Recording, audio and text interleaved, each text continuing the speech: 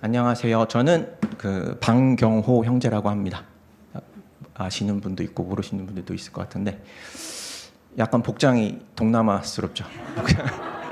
오늘 아침 7시 50분에 인천공항에 떨어졌어요. 떨어져가지고 지금 박상도 형제님이랑 같이 왔는데 아침에 조금 해프닝이 있었어요. 아침이 아니라 이제 거기서 이제 우리나라로 입국하려고 필리핀에서 입국하려고 이제 비행기를 탔는데 제가 이제 복도 쪽에 앉았었거든요. 근데 어떤 신혼부부가 두 분이 이렇게 제 옆에 앉으려고 비어 있었거든요. 이렇게 오시더라고요. 오시더니 excuse me 이러는 거예요, 저한테. 제가 약간 이국적으로 생겼어요. 제가 이국적으로 생긴 거 인정하는데 excuse me라고 해주셔서 한국말로 대답을 안 하고 그냥 조용히 이렇게 딱 비켜드렸죠. 아침에 왔더니 해프닝이 있었습니다. 시작해 볼까요? 자, 간증을 시작하기에 앞서 사람의 간증은 완벽할 수 없을 뿐만 아니라 제 부족한 기억력에 의존해서 여러분께 말씀드린다는 것을 양해해 주셨으면 합니다. 먼저 저는 20대 이후에는 침례 교단을 제외하고 여러분들이 대부분 아시는 메이저 교단들, 감리, 순복음, 성결, 예장통합, 예장합동 다 경험을 해봤어요. 6개월 이상 최소. 근데 시작은 예장 고신 교단에서 시작을 했어요. 작은 교회에서. 저는 신앙은 의리라고 생각하는 사람이기 때문에 저희 부모님 이렇게 다 같이 다녔었는데 목사님이 은퇴하실 때까지 계속 그 조그만 교회에서 계속 머물렀었어요. 저희 가정 전체. 그래서 20년이 넘게 이제 그런 종교 생활을 한 모태 신앙인? 모태 종교인이라는 표현이 맞을 것 같아요. 제가 만든 말이에요. 모태 종교인, 모태 신앙인이 아니라. 고등학생 때까지는 저는 인격적으로 예수님을 만나지 못했었어요. 그리고 예수님을 의지적으로 간절하게 뭔가 마음으로 믿는다거나 구원을 요청해 본 일조차 없었어요. 그냥 주일이 되면 교회를 갔습니다. 가지 않으면 아버지한테 혼나니까. 어렸을 때 만화 보고 있으면 아버지가 그냥 주워 패시잖아요. 그래서 가라고 하시고 그래서 갔던 것 같아요. 그래서 그냥 교회에 가서 교회 식구들 10명도 안 됐었거든요. 되게 오손도손하게 잘 지내면서 그냥 만나서 얘기 나누고 같이 밥 먹고 예배 때 목사님 말씀 듣고 찬양할 때 같이 찬양하고 기도할 때 같이 눈 감고 기도하고 그랬습니다. 근데 인생의 어떠한 방향성 이런 것도 전혀 없었죠. 그리고 삶에 대해서 깊이 있게 진지하게 고민해 본 적도 없고, 이렇게 간증자 분들 나오시면은 인생의 굴곡이 심하시잖아요. 파도가 엄청 심하신데 저는 없었어요. 아무것도 없었어요. 그런 파도 없었고 그냥 생각 없이 그냥 청소년기 하고 그냥 친구들이랑 놀러 다니는 거 좋아해가지고 그냥 그러고 살았어요. 그냥 살고 어떠한 영적인 활동도 없었습니다. 그러다가 이제 존경하는 박상도 형제님처럼 제가 청소년 시기에 뭔가 깊은 사색을 했던 적도 없었어요. 그래서 막 인생의 절망, 나락 끝에 떨어져 본 적도 없었고 몸은 고딩이지만 혼적으로 생각하면 초딩처럼 생각 없이 살았던 거죠. 철도 없었고 공부도 뭔가 각오를 다지고 막 열심히 해본 적도 없었고 그냥 중간만 하자. 항상 그런 식이었어요. 그냥 중간만 하자. 그래서 그냥 아무 꿈도 희망도 없이 그냥 살면서 모든 게 알아서 되는 줄 알고 그냥 살면 알아서 결혼하고 알아서 내 집 마련도 하고 그렇게 되는 줄 알았습니다. 세상이 그런 논리인 줄 알고 살았습니다. 근데 어렸을 때 아까 말씀드렸듯이 친구들이랑 그냥 어울리며 지내는 게 마냥 행복했습니다. 제 친구들은 거의 다 이성 친구들은 없었어요. 거의 다 동성 친구들이었는데 제가 그 유명한 남중, 남고, 공대, 군대 이 테크트리를 탔거든요. 모르시는 분들이 있을 것 같은데 이해하시죠? 그러니까 남자들만 있는 집단에서 계속 이렇게 지내왔어요. 고등학교 때까지는 그냥 친구들과 하루 종일 저 스포츠를 되게 좋아했기 때문에 농구, 축구, 야구 이런 것들 했고 PC방, 노래방, 당구장 등을 전전했었습니다. 평범한 친구들 같이. 그리고 물론 고등학교 때까지 성경 1독도 해본 적이 없었습니다. 집에서 성경 자체를 열어본 적도 없었죠. 그렇지만 이제 모태 종교인이라는 이라서 그런지 어디서 주워 들은 거는 좀 있었습니다. 한마디로 교회는 다니지만 뭔가 삶에서 거룩함이 하나도 배어나오지 않는 평범한 세상 사람이었습니다. 그러다가 대학에 가게 되었는데 제가 키는 좀 작잖아요. 작은 편인데 농구를 좋아했어요. 농구를 좋아해서 농구 동아리에 들어갔습니다. 먼저. 그런 말이 있죠. 농구는 신장으로 하이트로 하는 게 아니라 허트 심장으로 하는 거라고. 이게 되게 유명한 말이에요. 앨런 아이버슨이라는 유명한 단신 농구 선수, NBA 선수가 한 말이거든요. 아무튼 슬램덩크 세대들은 다 아실 건데 아무튼 저의 대학생활이랑 1학년 1학기는 당구, 농구로 점철되어 있었습니다. 누군가의 간증과 좀 비슷하죠. 그런데 그때 제 친누나, 저 위로 누나가 하나 있어요. 근데 친누나가 저에게 작은 소책자를 보여주며 저에게 복음을 전하려고 하는 것이었습니다. 요만한 소책자 대부분 아실 거예요. 사형리라고. 참고로 저의 가족 관계는 제 위로 누나 하나 있습니다. 아무튼 저는 누나가 전해주는 복음을 처음에는 거절했었습니다. 구원에 대한 간절한 마음도 없었고 그때 제가 한 말은 누나 그냥 내가 다른 종교들 한번 다 비교해보고 그 다음에 믿을게 이렇게 말했었습니다. 그렇지만 누나는 물러서지 않고 또 제게 복음을 전했습니다. 그때 저는 그냥 어쩔 수 없이 그냥 마음으로 믿은 게 아니라 상황을 모면하려고 오케이 하면서 이렇게 그냥 뱀처럼 넘어갔었습니다. 네, 로마서 10장 9절 10절 네가 만일 내 입으로 주 예수님을 시인하고 하나님께서 그분을 죽은 자들로부터 살리신 것을 네 마음속으로 믿으면 구원을 받으리니 사람이 마음으로 믿어 의에 이르고 입으로 시인하여 구원에 이르느니라. 마음으로 믿는 게 중요하죠.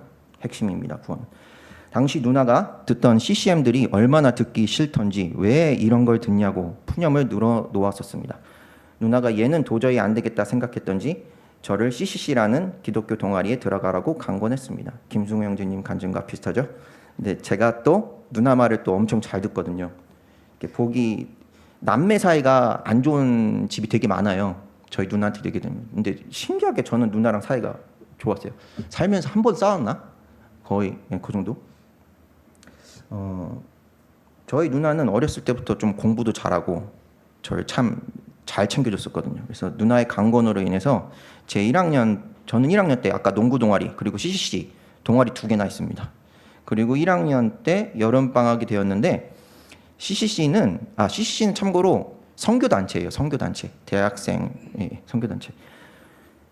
전국 대학생 여름수련회라는 걸 해요.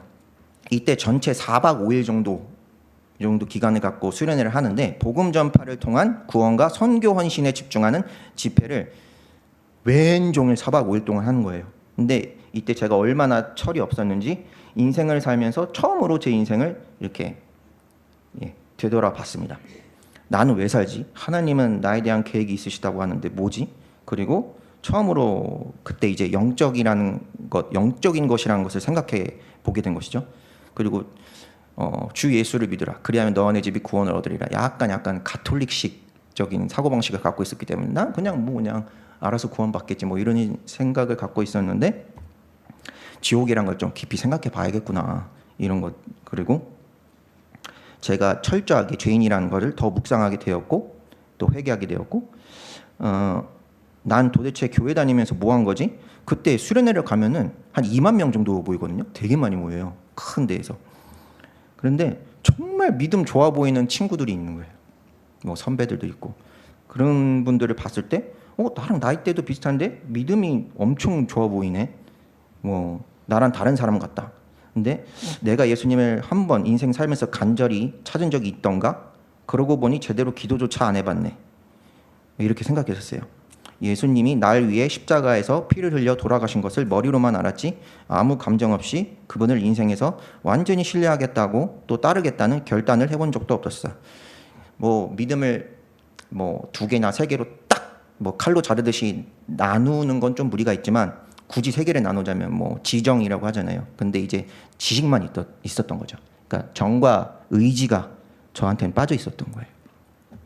그래서 고린도후서 6장 2절 그분께서 이르시되 받아주는 때에 내가 내 말을 들었고 구원의 날에 내가 너를 구조하였노라 하시나니 보라 지금이 받아주시는 때요 보라 지금이 구원의 날이로다. 고린도후서 6장 2절. 물론 이거는 세대주의적 교리로 따지면 교회 시대에 해당하는 건 아니지만 영적으로 분명히 적용할 수 있습니다. 그래서 이건 오늘날에 우리가 지금 받아주시는 때 그냥 믿으면 구원받는 것입니다. 저는 계속해서 여름 수련회 때 인생을 살면서 처음으로 간절하게 주님의 이름을 목소리 높여 부르고 외쳤습니다. 그리고 주님을 영접하고 인격적으로 주님을 만났습니다. 주님, 제가 주님을 믿습니다. 제가 지금까지 주님을 너무 모른 척하며 살아왔습니다. 죄송합니다. 저 같은 자격 없는 죄인을 되게 순화해서 한 말이에요. 저 같은 막 이러면서 막 했죠. 근데 되게 순화해서 지금 말씀드리는 거예요. 예. 물론 지금 와서 따지고 보면 당시 복음에는 피에 대한 강조가 부족했어요. 예. 사형리 보시면 피에 대한 강조가 부족합니다. 그리고 약간 로드십 셀베이션적인 경향이 있어요. 이제 마음으로 믿어 구원을 받는 게 그냥 당연한 건데 쉬운 구원인데 자꾸 약간 제자도와 그냥 우리가 일반적으로 믿는 구원을 약간 혼동하는 듯한 이게 로드십 셀베이션인데 그런 경향이 조금 사형리 조금 있어요. 그래서 여튼 그래도 전 그때 예수님께서 저의 유일한 구원자가 되시며 그분에 대한 완전한 신뢰와 의지를 갖게 되었습니다. 요한복음 1장 12절 말씀. 그분을 받아들인 자들 곧 그분의 이름을 믿는 자들에게는 다 하나님의 아들이 되는 권능을 그분께서 주셨으니. 이 여름 수련회 2만 명 정도 모인다고 말씀드렸잖아요. 근데 그 분위기란 게 있어요. 다 아시다시피 수련회 막 그러면 고집센 사람 아니고선 그 분위기에 그냥 압도되죠. 압도돼서 휩쓸리지 않기가 힘듭니다. 솔직하게 저도 그 분위기에 영향을 받지 않았다고 100% 말씀드리긴 어려워요. 하지만 그 수련회 한 번을 위해서 전국적으로 시민들이 엄청난 사정기도가 합니다. 사정기도를 합니다. 1년 행사예요. CCC라는 단체 1년 행사. 그리고 수많은 프로그램과 행사와 집회 그리고 이어지는 전도 여행까지. 그러니까 4박 5일에 전도 여행까지 하면은 한 10일 이상 되는 거예요. 거지 전도 여행이라고 해요. 그냥 말씀에 있는 거 복음서 이게 세대주의적 교육으로 따지면 아니거든요. 근데 이제 무일푼으로 가서 이제 교회에 들락날락 하면서 거기서 이제 전도하면서 이런 걸 이제 거지 전도 여행이라고 하는데 그런 것까지 하는 거였어요. 아무튼 경험주의는 위험성이 있지만 저는 개인적으로 여름 수련회 끝나고 이게 바로 성령 충만이구나 하는 느낌을 살면서 처음으로 경험하고 그 경험이 한 달 정도 지속되었던 것 같습니다. 물론 이후에 한 달 이후에 또 넘어졌죠. 그런데 넘어지기 전까지 정말 거의 하루 종일 잘 때 빼고 성령님과 속으로 중얼중얼 대화하며 교제했었습니다. 물론 방언은 아니었습니다. 진짜 사소한 것 하나하나까지 제 인생에서 가장 친한 친구 또는 가장 다정한 아버지와 대화하듯 그렇게 주님과 대화를 했었고 한 번은 주님께서 그리스도의 옷으로 따뜻하게 감싸주시는 듯한 말로 표현할 수 없는 따스함도 체험했습니다.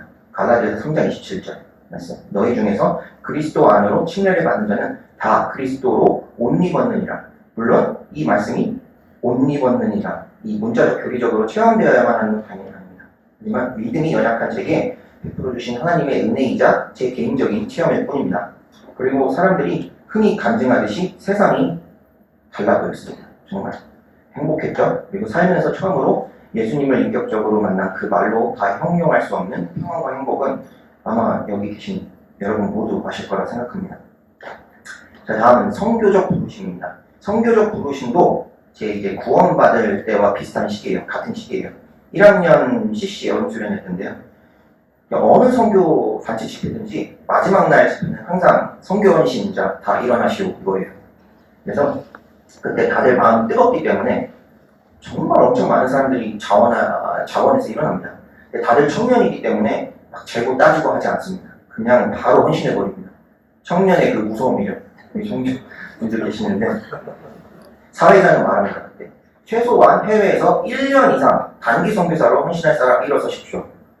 끝까지 이렇게 꽈팅기는 사람들도 조금은 있어요. 그런데 한 70% 정도는 일어나는 것 같아요. 정확히 모르겠지만 눈물을 흘리며 단기가 아니라 나는 장기 하겠다, 장기 선교사 하겠다 이런 사람들도 엄청 많습니다. 네. 저는 그때 까짓것 내 인생에서 1년 정도 주님께 헌신을 못하겠어? 그 이상도 해야 되는데 당연히 할 수 있지, 해야지 라는 생각으로 담담하면서도 조금 계산적인 마음으로 일어섰었습니다. 그게 제가 해외 선교에 대한 부르심을 받게 된 첫 번째 계기입니다. CCC에서 첫 번째. 이사야 6장 8절. 또한 내가 주의 음성을 들었는데 이르시기를 내가 누구를 보내며 누가 우리를 위하여 갈까 하시더라. 그때 내가 이르되 내가 여기 있나이다. 나를 보내소서 하였더라. 그리고 CCC에 가장 중요한 말씀, 모토가 되는 말씀. 마태복음 28장 19절 20절 말씀. 그러므로 너희는 가서 모든 민족들을 가르치고 아버지와 아들과 성령의 이름으로 그들에게 신뢰를 주며 무엇이든지 내가 너희에게 명령한 모든 것을 그들에게 가르쳐 지키게 하라. 보라 내가 세상이 끝날까지 항상 너희와 함께 있느니라 하시니라. 아멘. 그런데 전 참 이율배반적인 사람이었습니다. 이렇게 헌신을 해놓고 곧바로 타협해 버렸습니다. 이렇게 마음으로 군성교도 선교야. 이렇게 해외 선교 꼭 안 나가도 하나님께서 기뻐하실 거야. 군성교 10년 하는 게 해외 선교 1년 하는 것보다 이렇게 산술적으로 따져도 뭐 낫지 않겠어. 이런 식으로 생각했었습니다. 그래서 저는 ROTC를 지원해서 그 대학교 가보면 이렇게 별의모 이상하게 쓰고 다니는 애들 있잖아요. 그 ROTC. 그래서 그거를 해서 이제 소위로 연관하게 되었습니다. 아시는 분들은 아실 텐데 전 참 어리석은 선택을 하게 됩니다. 힘든 곳에서 공부를 하면 하나님께서 내게 더 많은 은혜를 부어주실 거야. 이왕 가는 건 우리나라에서 제일 빡센 곳으로 가자. 그래서 아무 준비도 없이, 정말 아무 준비도 없이 특전사에 자원해서 가게 됩니다. 인생 최고의 실수였죠. 그래서 원래 이 지원을 하려면 아주 적어도 이제 인명구조 자격증이라는 걸 따야 돼요. 수영을 해야 되거든요. 그래서 특공무술 2, 3단은 적어도 따야 되고 태권도 2, 3단 정도 따고 가야 이제 생활이 필요한데 저는 가지고 있는 무도 자격증이 태권도 1단 하나였어요. 그것도 뭐 잘하지도 못하는데 태권도 1단. 이걸로 그냥 지원했죠. 수영도 못하고 그런데. 근데 정말 죽도록 고생했었습니다. 근데 어쨌든 1차 해외 선교 부르심은 저의 이상한 그 합리화로 변질되었습니다. 그런데 그래도 이제 군대 가서 나름 부대 안에서 전도 활동을 한다고 노력했습니다. 그 세세한 거 다 말씀드리면 너무 기니까 결론만 말씀드리면 제가 군에 있을 때 한 것은 전도가 아니라 인도였습니다. 전도의 1차적 의미는 선포의 의미가 있는데 저는 전도가 아니라 인도였어요. 사람들을 이렇게 데리고 오는 거. 복음을 직접 사람들에게 전하지는 않고 대학교 4학년 동안에 CC에서 그렇게 훈련을 받았잖아요. 사장님 들고 가서 캠퍼스에서 전하고 이런 거 전하는 걸 했었는데 그런 건 다 휘발돼 버리고 그냥 이제 아무 말도 안 하고 교회로 데려가는 정도. 뭐 의미 없는 건 아니었죠. 그런데 그런 것들을 했었습니다. 그래서 뭐 병사들이나 부사관 부하들에게 물질적인 거 먹을 걸 사준다거나 성경책을 사준다거나 이런 식으로 해서 교회 나가라 막 이런 식으로 쿨하게 했습니다. 근데 실제로 차로 교회까지 뭐 데려다 주기도 하고 뭐 이랬는데 결론은 뭐 제가 복음을 직접적으로 제 입으로 전하지 않았으니까 구원을 받았는지는 미지수인 거죠. 그래서 적어도 제가 직접 복음을 그들에게 전파함으로써 그들에게 복음을 들을 수 있는 기회를 제공해 줬어야 하는데 그것이 너무 아쉽습니다. 지금 봐도. 디모데후서 4장 2절 말씀을 선포하라. 때에 맞든지 맞지 아니하든지 긴급히 하라. 모든 오래 참음과 교리로 책망하고 꾸짖고 권면하라. 물론 성령 충만한 상태가 지속된 건 아니었습니다. 군 생활 때. 군 생활한 대위 달고 제가 대위 전역했는데 대위 1년차 때부터는 꽤나 방탕했습니다. 많이 망가졌죠. 심각하게 망가졌습니다. 그래서 여차여차해서 저는 30대 초반에 전역하고 해외 선교는 머릿속에서 지워졌습니다. 저의 관심사는 재테크 그리고 제 꿈을 이루는 것이었습니다. 돈 모아야지 이런 거 강했습니다. 나름대로 잘 되고 있었습니다. 그리고 실제적으로 군선교로 해외 선교를 대체했다는 자기 합리화가 있었죠. 근데 여튼 전역 후에 제가 뭐 이것저것 배워보기도 하고 하다가 그러다가 일본에 이제 가게 되었어요. 일본에 뭐 연고지가 있는 것도 아니었고 일본어를 유창하게 아주 잘하는 것도 아니었고 그냥 맨땅에 헤딩하면서 일본 언론사에 취직했습니다. 신문 배달이었는데요. 네. 일본의 신문 장학생 제도란 게 있어요. 신문 장학생 제도. 요거를 이용해 가지고 새벽에 그리고 초저녁에 오토바이 타고 다니면서 신문 돌리고 1년간 도쿄에서 거주했었습니다. 그때 부족한 일본어로 몇몇 일본 사람들에게 이제 복음도 전하긴 했었어요. 그때는 전하긴 했어요. 되게 부족한 일본어로. 그리고 이렇게 사형리식으로는 좀 전하긴 했는데 그때 제가 도쿄의 한인 감리교회를 다녔었거든요. 근데 그 교회로 제가 이 일본인들을 인도하기도 했었어요. 그때 제가 인도했던 기억나는 분이 약간 동성애 코드가 있으신 분이었어요. 이제 저한테 울면서 이렇게 고백을 하기도 했었는데, 예, 기억이 나네요. 근데 참고로 아까도 말씀드렸지만 CCC 사형리식 그 전도는 복음 메시지 중에서 부족한 면들이 좀 있고, 예, 아까도 말씀드렸듯이 그런 면들이 있습니다. 근데 그저 잘 먹고 잘 살자고 일본에 건너갔는데 일본에서 엄청난 영적 전쟁이 있었습니다. 제가 살면서 체험해봤던 가장 기이한 일들이 많았는데, 저는 그때 나름 교회도 그냥 잘 다니고 있었고, 예배도 그냥 잘 드리고 있었고, 전도도 나름 잘하고 있었습니다. 그렇게 생각했었기 때문에 내가 뭐가 문제지? 내 지금 영적 상태에 뭐가 문제일까? 왜 이런 일들이 계속 일어나지? 이렇게 생각을 했었어요. 그러다가 이제 막 대적기도도 하고 막 그랬었어요. 내가 인생을 너무 쉬지 않고 달려왔구나, 이런 생각이 불현듯 들었어요. 그리고 주님께 일을 좀 그만두고서라도 완전히 몰입하는 시간을 가져야겠다, 이런 생각을 하고, 이번에도 누나와 또 매형의 권유로, 이번에는 처음에는 CCC였죠. 1차적 부르심이. 두 번째는 YM이라는 선교단체예요. YM, 이제 DTS라는 것을 제주도에 가서 받게 되었습니다. 한 6개월 정도 되거든요, 훈련 기간이. 마태복음 11장 28절, 수고하고 무거운 짐진 모든 자들아 너희는 내게로 오라, 내가 너희에게 안식을 주리라. DTS는 제자훈련 학교로서 예수님의 제자를 양성하는 학교인데, 핵심은 동숙입니다. 같이 먹고 자고 하는 거. 이게 되게 파워풀합니다. 물론 교회에서 교제하는 것도 되게 좋은데, 저희 이번에 같이 선교 갔다 왔잖아요. 1년, 2년, 3년치 할 대화를 하거든요, 그 짧은 기간에. 그리고 막 같이 먹고 자고 하면서, 아무튼 그러면서 철을 날카롭게 하듯이 이 성도 간의 교제로서 더 날카로워지고 성장하는 것 같아요. 말씀 못지않게 교제가 중요합니다. 네, 그래서 DTS도 결국 YM이라는 선교단체의 가장 중심축이 되는 프로그램이기 때문에 결국 지향하는 바는 해외 선교였습니다. 제가 이렇게 뭐 해외 선교를 지향하고 갔던 게 아니라 가보니까 해외 선교였던 거예요. 잊고 있었던 해외 선교에 대한 부르심이 두 번째로 확인된 셈이었죠.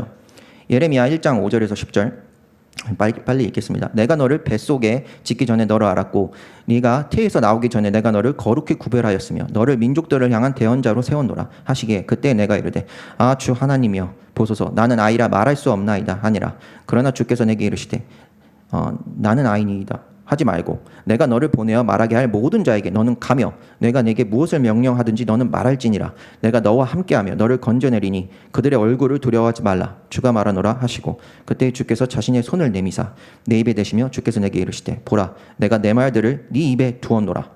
보라, 내가 이날 너를 민족들과 왕국들 위에 세워 그것들을 뿌리째 뽑고 무너뜨리며 파멸시키고 파괴하며 세우고 심게 하였느니라 하시니라. 참고로 YM은 전 세계적으로 가장 큰 선교단체 중에 하나입니다. 저는 여기서 저희 아내를 만났습니다. 착하고 이쁘고 순수하고 해맑은 웃는 얼굴에 반해서 결혼을 했지만, 또 하나의 결혼 이유는 선교단체에서 만났다는 것. 그 비전과 신앙을 이게 진짜 중요한 것 같아요. 그래서 청년분들도 이제 외모 이런 것도 너무 중요한가요? 하지만 이제 비전, 신앙 공유하는 게 정말 중요한 것 같습니다. 예, 저희 아내는 저보다 1살 많은 누나예요. 그래서 제가 먼저 사귀자고 했었고, 프로포즈도 뭐 반년도 안 돼가지고 제가 했는데, 저희는 얘기하면서 비전을 나누고 해외 선교의 길을 가자고 합의했습니다. 아시죠? 이제 아모스 3장 3절, 두 사람이 합의하지 아니하고서 함께 걸을 수가 있겠느냐. 합의가 된 겁니다. 그래서 저희는 YM에서 MP라는 또 선교사 훈련 프로그램, 집중 코스 훈련 프로그램을 받고, MP 수료 후에 선교사가 되기 위해서 YM 스태프 간사 생활을 해보기로 합니다. 결정을 합니다. 그래서 호주로 이제 신혼여행 갔다 와서 바로 호주로 건너가서 한 9달, 10달 정도 있었던 것 같아요. 한인 베이스였어요. 그래서 외국인들을 못 만나가지고 영어가 전혀 안 늘었어요. 그래서 결국은 돌고 돌아서 해외 선교를 하게 된 것이죠. 잠언 16장 9절, 사람의 마음이 그의 길을 계획할지라도 주께서 그의 걸음을 인도하시느니라. 그런데 엄밀히 말해서 아무튼 예, 영어가 나오네요. 아무튼 호주에서도 참 얄궂은 경험을 했었습니다. 그래서 다시 한국으로 돌아오게 되었는데 바로 저희 아들 믿음이를 한국에서 낳기 위해서 돌아왔죠. 근데 믿음이가 호주에서 생긴 애입니다. 그래서 국제적인 애기인 거죠. 예. 그래서 저는 몇몇 선교사님들께 들은 조언으로 선교사가 되려면 신학해야 돼. 신학하지 않으면 깊이도 없고 평신도 선교사는 뭐랄까 이렇게 따 같은 걸 당할 수도 있어. 요 고지고대로 이렇게 말씀하신 게 아니라 이런 식으로 얘기하셨다는 거예요. 그래서 그렇구나. 저는 모르니까 이렇게 들었죠. 근데 저는 다음 스텝을 어떻게 밟아야 할까 고민하고 기도하다가 그동안 여러 사람들에게 들어왔던 신학을 해봐라 이런 권유를 수용하기로 맘먹고 늦가기로 2018년에 강남 양재 온누리 교회 바로 옆에 붙어있는 위치한 횃불 트리니티 신대원에 입학하게 됩니다. 여기서 MDB 3년 과정을 졸업했는데 재학 중에도 선교 마인드는 여전히 살아 있었습니다. 그래서 하나님께서 CCC, YM, 남들은 한 번도 가기 힘든 선교단체는 2번을 갔잖아요. 그래서 하나님께서 2번이나 해외 선교에 대한 부르심을 주셨기에 저희 목표는 MDB 과정 가운데 살아 있었어요. 이번에는 날아가지가 않았어요. 그래서 여전히 목회보다 선교에 포커스가 가 있었습니다. 그래서 신학교 재학 중에 저희 부부는 부천에서 저희 외할머니가 치매 걸리셨었거든요. 그래서 외할머니를 모시면서 살았는데 저희 아내가 거의 다 케어를 했습니다. 할머니 이렇게 뒷바라지 다 하고 돌아가셨는데 아무튼 제가 교회에서 파트 사역을 하면서 같이 뭔가 이렇게 신학 공부를 할 상황이 아니었어요. 파트 사역. 왜냐하면 할머니를 모셨었기 때문에. 그래서 이 할머니를 케어하느라고 이 청빙 요청도 있긴 있었거든요. 이렇게 들어오긴 했는데 오늘의 교회에서 들어오기도 하고 막 했는데 죄송합니다 못하겠습니다 하고 그냥 부천 오누리 교회 평신도로 출석하면서 거기서 이제 신학교 졸업하면서 거기서 이제 선교사 파송을 받기로 이제 결정을 했어요. 부천 그러니까 오누리 교회로. 그래서 Y 미션이라는 선교사 1번 프로그램 요거를 하고 이제 여기서 이제 미션 빌리지라고 넘어가는 데가 있거든요. 거기 이제 넘어가면 되는데 여기서 이제 합숙받고 선교사 허입받고 해외로 나가게 되는 거예요. 온누리는. 근데 저희 이 계획이 온누리에서 선교사로 파송받는 거였는데 또 차근차근 잘 진행돼 가고 있었는데 이제 코로 나오는 게 빵 터진 거죠. 이제 말을 왜 이렇게 하냐면 아시죠? 코로 나오는 게 빵 터진 거예요. 이해하시죠? 그래서 계시록 18장 4절 말씀 또 내가 들으니 다음에는 이제 세 번째 주제 킹제임스 진영에 오게 된 경로를 말씀드리겠습니다. 어떻게 하다 여기까지 오게 됐냐. 계시록 18장 4절 다 아시는 말씀. 또 내가 들으니 하늘로부터 또 다른 음성이 나서 이르되 내 백성아 너희는 그녀에게서 나와 그녀의 죄들에 참여하는 자가 되지 말고 그녀가 받을 재앙들을 받지 말라. 이 코로 나오는 게 터져서 집에서 공부만 하고 할머니 케어하고 있을 때 이 유튜브랑 또 책들을 많이 접하게 되었습니다. 그래서 로마 가톨릭에 대한 문제점 그리고 에큐메니컬에 대한 심각성에 대해 연구하기 시작했습니다. 로마 가톨릭에 대해 어느 정도는 알고 있었지만 제가 배웠던 로마 가톨릭은 대부분의 교회 사가들이 기록했듯 그 친가톨릭적 사관으로 기록된 것이었기 때문에 대부분이 그래서 그 가톨릭의 문제의 시면을 들여다보지는 못하는 편향된 내용들 뿐이었고 그렇죠. 그런데 공부하다가 보니까 로마 가톨릭은 단순한 부패한 정도뿐만이 아니라 뿌리부터 잘못된. 그래서 마틴 로이드 존스 목사님이 말씀하셨듯이 말을 빌리자면 사탄의 걸작품이었던 것입니다. 예수님께서 로마 가톨릭 교회의 창시자 또는 교도가 아니셨듯이 진짜 기독교의 배경은 로마 가톨릭이 아니라 유대교인 거죠. 그래서 코로 나오는 것으로 인해서 이 에큐메니컬에 대한 위험성을 알려야겠다. 내 주변 지인들에게 알려야겠다 싶어서 카톡으로 한 주에 한 번씩 한 20분에서 30분 정도의 분량의 영상을 제가 찍어가지고 한 1년 반, 2년 정도 저희 본가 식구들 그리고 처가 식구들한테 한 30명, 20명 될까요? 이게 카톡으로 보냈어요. 나름 되게 열심히 해가지고. 그래서 로마 가톨릭의 태동과 역사와 에큐메니컬의 문제점 그리고 WCC, WEA, 하여튼 이런 것들 영상을 아주 자세하게 유튜브에 약간 모든 자료가 다 양질의 자료가 아니잖아요. 허접한 자료도 껴있는데 그런 자료가 아니라 책을 막 참고해서 공을 들여서 좀 영상을 제작을 했어요. 그래서 영상 왁구는 좀 많이 허접했었는데 내용의 중심을 두고 이렇게 카톡을 보냈었습니다. 저는 그때 당시만 해도 무천년주의 쪽이었어요. 근데 이걸 공부하면서 전천년주의 쪽으로 이제 오게 되었고 관심을 갖게 되었고, 우연히 제가 이제 저희 본가 본댁이 저기 노원구거든요. 근데 노원구에서 이제 누나가 옛날에 친구한테 선물 받았던 킹 제임스 흠정역 책을 우연히 발견하게 되었습니다. 먼지도 막 묻어 있었고 그랬는데 묵은 책이었는데, 제가 아무튼 그때 당시만 해도 환란전, 그러니까 전천년주의로 넘어와서 환란전 휴거, 환란 후 휴거, 즉 환란 통과, 요 환란전과 환란 통과 요거를 갈팡질팡하고 있었어요. 뭐가 맞지? 약간 결정을 못하는 상황이었어요. 제가 이때만 해도 저의 교리적 입장은 아이미니안주의보다 칼빈주의 쪽이었어요. 하나님의 주권 강조하면서 킹 제임스 성경을 창세기부터 계시록까지 개역 성경과 이 킹 제임스 성경, 흠정역 한자 다 비교해 가면서 연필로 기록해 가면서 다 봤어요. 그래서 기록하면서 그래서 킹 제임스 성경이 보존된 성경임을 확신하게 되었습니다. 그때. 그래서 이미 비교를 끝마치기 전에 알겠더라고요. 다 굳이 보지 않아도 세대주의란 거를 보통 이제 제도권 신학교에서는 약간 좀 터부시하거든요. 이단성 뭐 이렇게 얘기하는데 그때까지만 해도 저런 그런 생각이 있었는데, 아니구나, 세대주의야말로 성경을 바르게 읽고 해석하는 방법이구나 확신을 가지게 되었고, 더 깊이 세대주의 교리에 대해서 공부를 하게 되었습니다. 혼자. 완전히 이제 독립침례 교회의 교리는 신세계였어요. 정말 완전히 뭐지 이거 막 정말 너무 신세계였어요.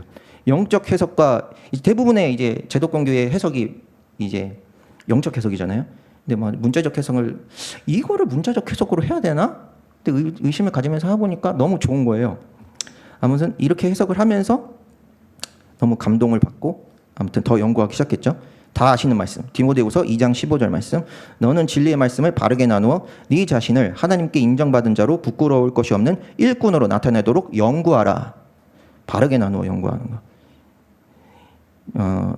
여튼 저는 세대주의 교리에 대해 아내를 설득하고 이 교회 저 교회 비교하다가 이일의 목사님 설교와 인품에 반해서 서울침례교회로 오게 되었습니다. 사실 저희 친누나가 영국에 지금 살고 있는데요. 저희 가정이 교회 고민을 하고 있었을 때 마침 그때 누나도 이제 케임브리지라는 곳에서 옥스포드라는 곳으로 넘어오면서 교회를 못 정해서 고민하고 있었어요. 근데 제가 그동안 에큐메니컬 영상을 보냈던 게 있잖아요. 그래서 누나도 약간 교회를 결정하는데 옛날보다 이제 신중하게 된 거예요. 그래서 동생이 뭐 어떻게 가야 되냐 약간 이런 걸 물어보는 거예요. 근데 나도 모르는데 영국 내가 뭐 어떻게 알아. 이렇게 하다가 이제 수소문 하다가 여기 교회에 오지도 않았는데 이일의 목사님한테 메일을 제가 날리게 되는 거죠. 처음 뵙겠습니다 이러면서 목사님한테. 그래서 제 이래 해가지고 영국에 뭐 옥스포드에 좋은 독립침례교회 있으면 소개해달라. 근데 목사님이 교인도 아닌데 너무 친절하게 대답해 주시는 거예요. 너무 이 신경 써주시는 모습에 그냥 넘어갔죠. 그래서 오게 되었습니다. 그냥 예. 그래서 현재 진행 상황입니다. 저희 많이 시간 지났나요? 많이 지났죠. 죄송합니다. 네. 친구거든요. 예, 예, 현재 진행 상황입니다. 제가 올해 2023년 1월에 여기 왔습니다. 교회 왔는데 뉴비죠. 근데 물론 저는 코로나 나오는 게 터진 이후에도 해외 선교에 대한 마인드를 계속 가지고 있었습니다. 처음 교회에 왔을 때 아주 간략하게 목사님께 선교에 대한 비전과 일본 거주 경험을 말씀드린 적이 있는데, 이렇게 막 진지하게 몇 시간을 따로 만나서 얘기한 것도 아니었고, 형제 자매님들과 함께 계신 북적북적한 이런 자리에서 한 2, 3분 얘기했을 거예요. 근데 특별히 당시에는 일본에만 꼭 가야 한다는 생각도 없었고 모든 나라의 마음이 열려 있었습니다. 아프리카든 중동이든 주님께서 가라고 하신 곳이라면 가겠습니다. 뭐 죽으라면 죽겠습니다. 라는 가족들과 합의가 안 된 저만의 에스더 마인드가 있었죠. 근데 빌립보서 2장 13절 너희 안에서 일하사 자기가 참으로 기뻐하는 것을 원하기도 하시고 행하기도 하시는 분은 하나님이시니라. 빌립보서 3장 12절에서 15절 나는 내가 이미 도달한 것처럼 말하지 아니하며 이미 완전한 것처럼 말하지도 아니하고 다만 그리스도 예수님께서 나를 붙잡아 이루시고자 하신 그것을 붙잡으려고 뒤따라가노라. 형제들아, 나는 내가 이미 붙잡은 줄로 여기지 아니하고 다만 이 한 가지 일을 행하나니 곧 뒤에 있는 그것들을 잊어버리고 앞에 있는 그것들에 도달하려고 나아가 그리스도 예수님 안에서 하나님의 높은 부르심의 상을 받으려고 표대를 향해 밀고 나아가노라. 그런데 우리 이일의 목사님께서 저의 비전을 마음에 두시고 기도를 하셨나 보더라고요. 그리고 저희 가족의 일본 선교에 대한 짐을 좀 나눠지면 좋겠다 이렇게 말씀을 하셨어요. 기뻤죠. 에큐메니컬 문제 때문에 저는 이제 카이캄이라는 독립 교단 거기서 이제 목사 안수를 고사하고 있었고 몇 년을 그냥 버티면서 이제 가정 예배만 드리고 있었거든요, 집에서.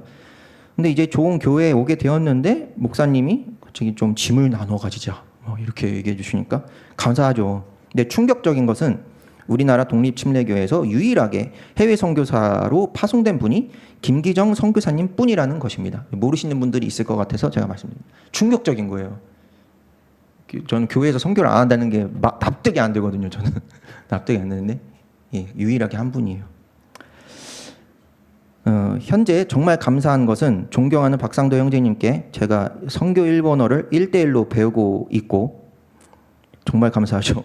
1대1로 배우고 있습니다. 그리고 함께 길거리에서 복음을 전파하고 있습니다. 여기 갈매 여기서 금요일날 복음 전파하고 있습니다. 현재 저는 사랑하는 형제 자매님들과 예신원 사역 그리고 주 2회 아까 여기랑 홍대 주 2회 길거리 복음 선포를 하고 있고 하면서 제 전도지 배포하고 있습니다. 앞으로의 이제 대략적인 계획을 말씀드리자면 제가 만약에 일본으로 파송이 된다면 만약에 저의 사역은 주님 오실 때까지 주로 길거리 복음 선포 그리고 1대1로 전도하는 거. 이 비율을 5대5로 할까 생각하고 있어요. 너무 길거리 복음 전포만 하는 게 아니라 이래야지 이제 가시적인 걸 좀 열매를 얻을 수 있으니까. 그리고 관계 전도, 현지인 목회자 세우기. 저는 현지인 목회자를 최우선 순위로 두고 있고, 그다음에 철치 플랜팅, 현지 교회 세우기. 이런 것들이 될 것 같습니다. 그리고 아직 미정이지만 내년에는 일본 단기 선교도 진행해 볼까 생각만 하고 있습니다. 이제 기도를 해야겠죠. 그리고 상황과 환경이 열려져야 하기 때문에 여기까지만 하겠습니다. 감사합니다.